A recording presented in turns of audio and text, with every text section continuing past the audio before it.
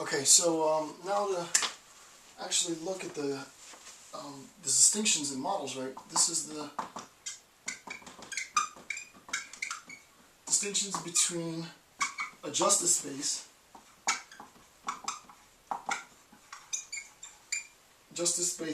and an ethics of care. Okay, so what we're going to do is I'm going to draw a distinction between, and this comes from the author of the text, we're going to look at the distinctions between a justice space model and an ethics of care. It's not to say that either of the qualitative approach methods, one better than the other, just variations in the model. So what I've done is I've created a diagram. We have care on the one hand, and then we have justice space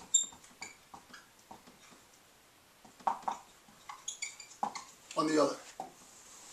Okay.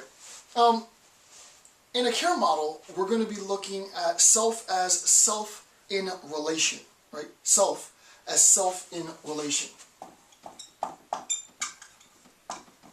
I'll explain this.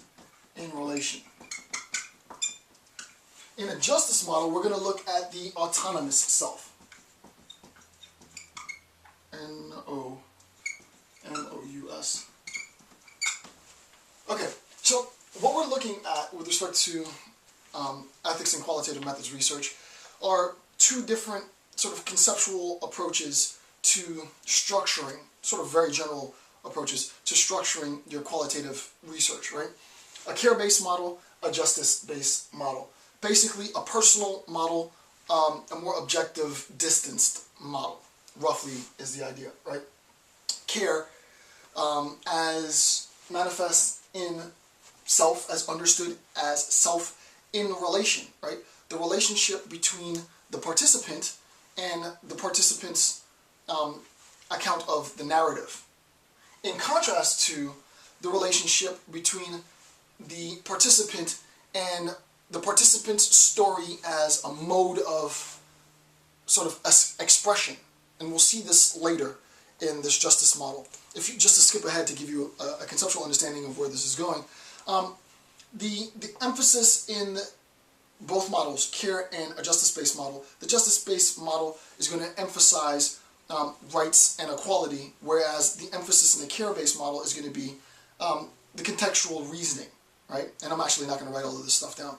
In the justice model, the characteristic is a formal context, right? As codified by rules, as codified by regulation. In a care-based model, it's informal, contextualized informally, right? So we have a very informal, an informality, as opposed to a formality, right? We have contextual reasoning,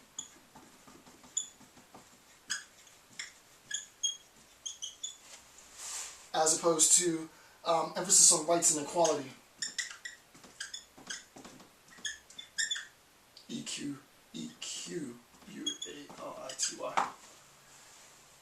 Right.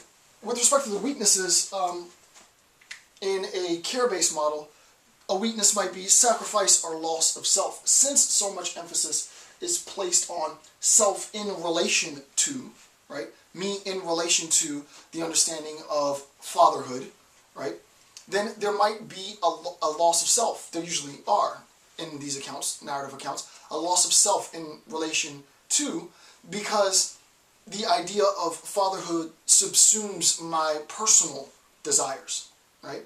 The idea of educator, and it really does, subsume my personal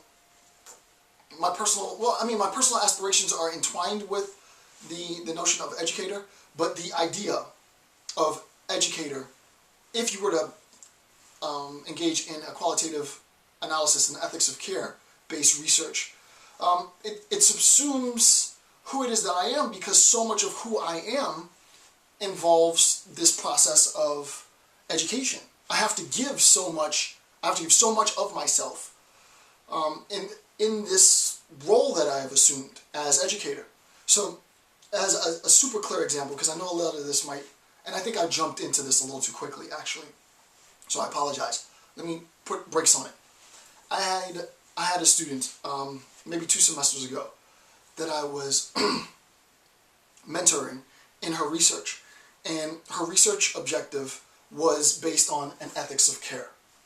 What she wanted to do is to look at the identity of self for caregivers in a longitudinal study. So the idea is an old man and an old woman have lived together and have been married for 45 plus years, hypothetically speaking. The wife has died after 10 years of sickness. And now, after the death of the wife, the widower is being interviewed by my student.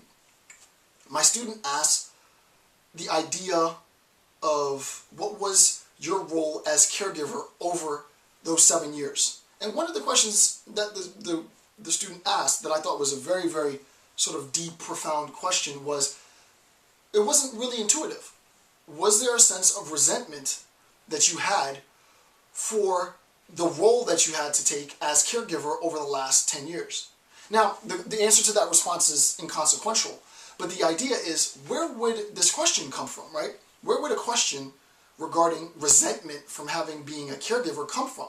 It comes from a recognition of one of the weaknesses that I'm going to talk about now, a loss of self. I could no longer be, I could no longer go to work and work a full-time job and be who I wanted to be or who I had been for all of these decades, because my wife was now sick and I had to stay home and assume the role of caregiver.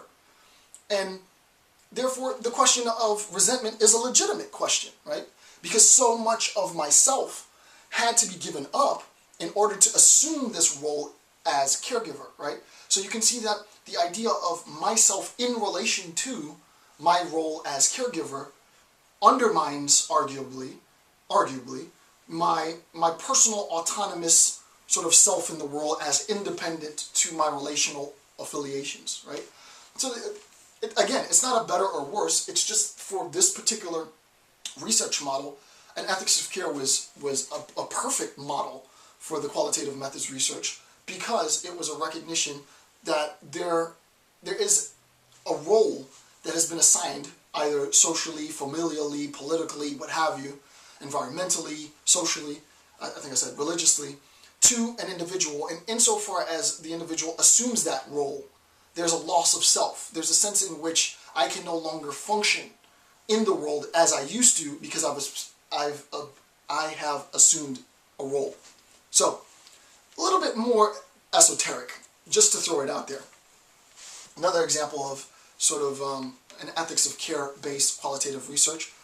It would be very, very interesting research, I think, right, to compare the narratives of fictionalized hero accounts, Superman as hero, Spider-Man as hero, what have you as hero, and what we would classify as real heroes, war veterans, firefighters, police officers as hero, and to look at the overlap in the stories, fictionalized accounts of Superman and his heroism, and real accounts of, Mary, the firewoman, and Bob, the soldier, right? And their accounts of heroism. Why is it important? Because we would assume that underlying the story of heroism in a fictionalized sense, or in a real sense, is the idea of self-sacrifice, right? What's interesting, however, is rather than looking at sacrifice and loss of self as being a weakness, it might precisely be the case, right? It might precisely be the case that this loss of self, this sacrifice of self, is exactly how the hero comes to attain power, in a sense, right? How the hero comes to attain authority. It's the fact that so much of the hero's life has been sacrificed for the greater good, for the cause, for the community, that we identify the act as an act of heroism, right? So, with respect to, that's just another example. So, with respect to the idea, because I think I jumped into this too quickly, with respect to the idea of care, we recognize that if we're talking specifically about care as manifest in terms of caregiver, well, there is a sense of loss. There is a sense of individual in relation to societal norms, other individuals, family members, and what have you. There is a weakness